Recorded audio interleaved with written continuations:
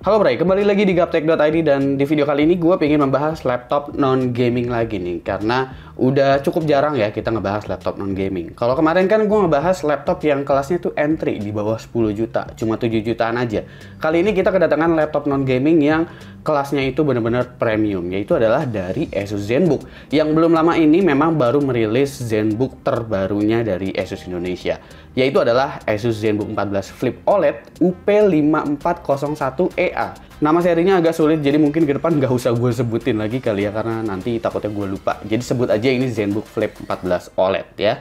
Jadi tanpa perlu basa-basi lagi, langsung aja kita bahas laptop yang satu ini, mulai dari desainnya dulu seperti apa. Menurut gue sih untuk si Asus ZenBook ini nggak mengalami banyak perubahan ya secara desain. Bahkan gue bisa bilang perubahan besar itu justru ada di seri VivoBook dari Asus. Sementara untuk Asus ZenBook masih ya begini-begini aja. Ada sih yang berubah dari unsur-unsur detailnya, seperti tulisan Asus ZenBook yang tadinya ada di bagian layar, sekarang pindah ke bagian atas keyboardnya. Ini disebabkan karena sekarang bezelnya itu memang untuk screen to body ratio-nya itu semakin tipis ya di bagian bawahnya. Dan mungkin karena ini seri flip, jadi ketika diubah ke mode flip, itu benar-benar bisa berasa seperti tablet layar semua isinya. Selebihnya sih logo Asus itu masih terpampang besar ya di bagian samping dari covernya ini. Kalau urusan build quality, gue udah nggak bakalan ngoceh apa-apa untuk ZenBook. Ini memang benar-benar build quality yang sangat-sangat mantep deh pokoknya kalau kita bicaranya adalah kelas ZenBook ya. Berbeda banget sama VivoBook, apalagi di bawahnya. Untuk laptop yang bisa di flip alias bisa 2-in-1, menurut gua ini secara dimensi belum terlalu tipis karena di sini Asus masih ingin mempertahankan untuk keseluruhan portnya termasuk USB Type A. Jadi memang belum yang tipis-tipis banget, tapi secara bobot ini adalah laptop yang termasuk ringan banget menurut gua. Kalau kita bicaranya soal I/O, memang bisa dibilang ini untuk ukuran Ultrabook 2-in-1, ini I/O-nya lengkap banget. Untuk Thunderbolt-nya itu juga ada 2 ya, meskipun ya satu lagi itu dipakai untuk nge-charge gitu atau untuk nyolok power adapter. Tapi kalau lagi mode baterai itu kita bisa dapetin 2 Thunderbolt, dan bahkan masih ada USB Type A di situ yang berarti nggak perlu banyak dongle di laptop ini, dan ada card reader meski card readernya ini adalah micro SD. Untuk keyboardnya gue suka sih karena keyboard yang ada di sini tuh ukurannya besar-besar untuk hurufnya. Tapi untuk arrow key-nya ini dia bener-bener gepeng banget ya. Untuk ukuran F1 sampai F12 dan selanjutnya sih itu masih oke-oke aja menurut gue. Cuman arrow key-nya aja yang memang agak-agad kecil banget. Lalu untuk touchpad-nya ini dia lebar banget ya. Abis itu udah dapat screen pad juga untuk kalian yang memang nggak terbiasa mencet angka itu di atas. Jadi kalian bisa aktifin numlock di sini di bagian touchpad-nya. Untuk touchpad-nya juga enak banget. Gue suka deh untuk jenis-jenis touchpad yang memang seperti ini. Lalu bagian display-nya nih. Nah, display ini tentu jadi jualan utamanya ya dari si ZenBook Flip 14 OLED ini karena udah dibawa-bawa nama OLED-nya ke seri produknya itu sendiri. Layarnya ini dia punya resolusi 2880 x 1800 ukuran 14 inch. Refresh rate-nya ini 90 Hz ya. Panelnya OLED 500 nits, 100% DCI-P3, touchscreen pula, dan ini bisa HDR. Jadi secara kualitas panel layar ini udah bener-bener yang paling kelas atas banget menurut gua. Jadi kalau misalkan kalian bener-bener nyari laptop yang memang buat produktivitas, buat desain kayak Illustrator, atau mungkin kalian editing video buat color grading, ini cocok banget sih karena dia punya 500 nits, secara kontras bagus, secara akurasi warna juga udah yang paling bagus. Lalu untuk spesifikasinya dia menggunakan Intel Core i5-1135G7 dengan Intel Iris Xe graphics, RAM-nya 8GB LPDDR4X 4266MHz, NVMe PCIe Gen 4 SSD 512GB, Wi-Fi 6 dengan Bluetooth 5.3, HD webcam, Windows 11 dan juga Office Home Student udah termasuk. Yang gue bingung di sini Asus nggak menyematkan stiker Intel Evo sama sekali. Padahal yang ada di gue ini adalah versi retail ya. Jadi udah ditempel-tempelin stiker-stikernya.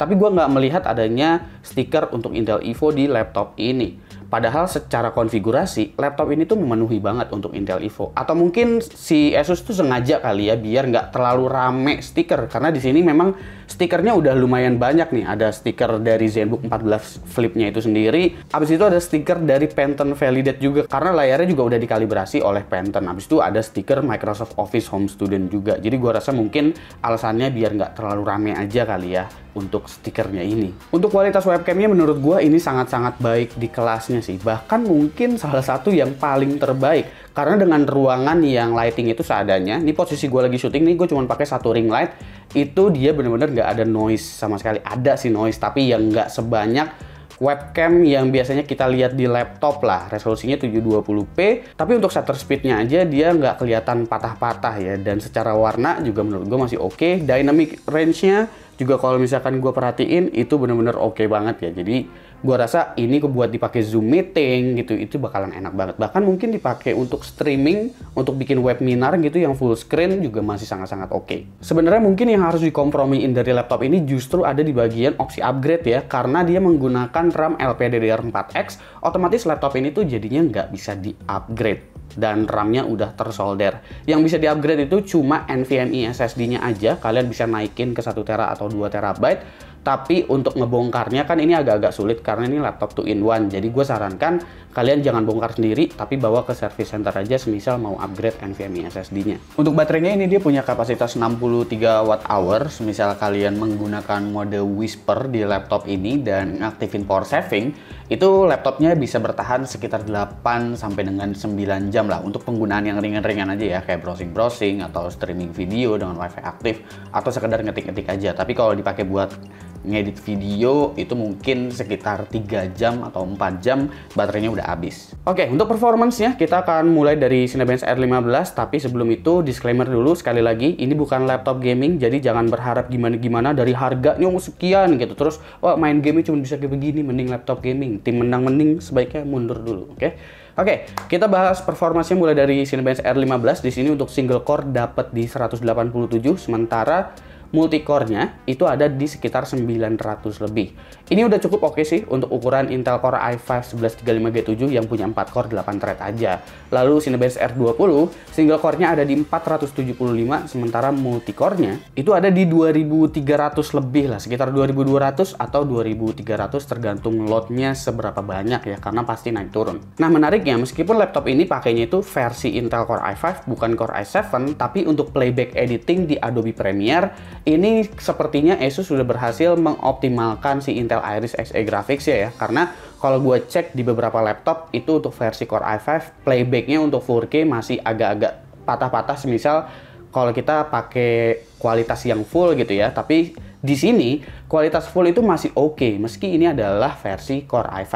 Jadi nikmat juga nih, terutama untuk offline editor atau editor yang emang tugasnya di bagian cutting sequence atau lagi buat color grading. Untuk editor visual effect, apalagi 3D sih ya disaranin pakai yang ada di discrete GPU. Export ke 4K masih lumayan meski nggak 1:1 durasi. Bedanya nggak gitu jauh dengan Full HD, jadi mau ke 4K sekalian juga nggak makan banyak waktu. Oke, untuk game gue cuma masukin satu aja ya sebagai bentuk iseng-iseng lah gitu ya, menandakan ya laptop ini juga sebenarnya masih bisa dipakai buat main game meski fokusnya bukan untuk bermain game. Gue ngetes di Valorant aja sih, dan di sini gue bisa dapetin rata-rata 147 fps.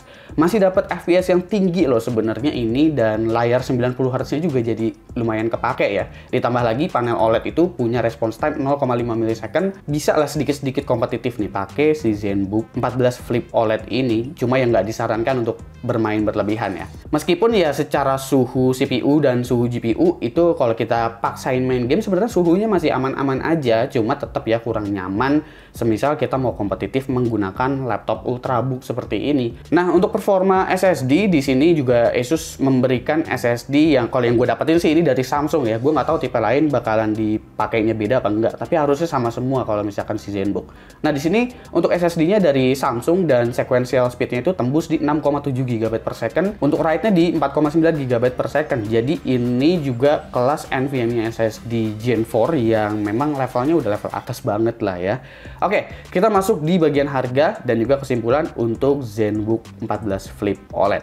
Untuk harga resminya sih dari Asusnya itu 18.799.000. Tapi di marketplace banyak yang jual di 17,5 juta. Pastiin aja sebelum beli, kalian pastiin dulu garansinya itu selama 2 tahun ya resminya. Include Windows 11 dan juga Office Home Student. Untuk kelas Ultrabook apalagi 2-in-1 sebenarnya ini menarik sih. Karena dapat panel layar kelas atas, NVMe-nya kencang, I/O-nya lengkap. Dari segi fitur dan spesifikasi untuk Ultrabook ini paket lengkap bisa dibilang. Cuma emang secara desain ZenBook ini belum gitu banyak perubahan ya, yang bikin kesan kayaknya ZenBook tuh gitu-gitu aja. Padahal ya isinya punya upgrade yang juga banyak. Oke, segitu aja pembahasan gua untuk video kali ini. Kira-kira menurut kalian gimana nih ZenBook? Untuk level Ultrabook yang kelasnya kelas atas banget, biasanya sih ZenBook rata-rata kebanyakan di atas 20 juta ya. Tapi karena kali ini hadir versi Core i5-nya juga, hadirlah yang versi sekitar 17 jutaan. Ya harga resminya sih 18 jutaan. Tapi kan di marketplace banyak yang 17 juta. Kira-kira menurut kalian gimana? Komen di bawah dan kasih pendapat kalian masing-masing. Jangan lupa like, share, dan subscribe jika video ini menarik buat kalian. Follow sosial media gue kalau lu kepo sama apa yang ada di balik layar Gaptek. Beli juga merchandise Gaptek kalau kalian ingin support Gaptek dengan cara lain. Ada beragam t-shirt di sana, silahkan cek link di deskripsi kalau emang kalian mau beli. Untuk link pembeliannya juga yang 17 jutaan nanti bakalan gue taruh di kolom deskripsi. Kali aja kalian minat dengan si ZenBook ini. Gue Suki dan seperti biasa sampai jumpa di lain kesempatan.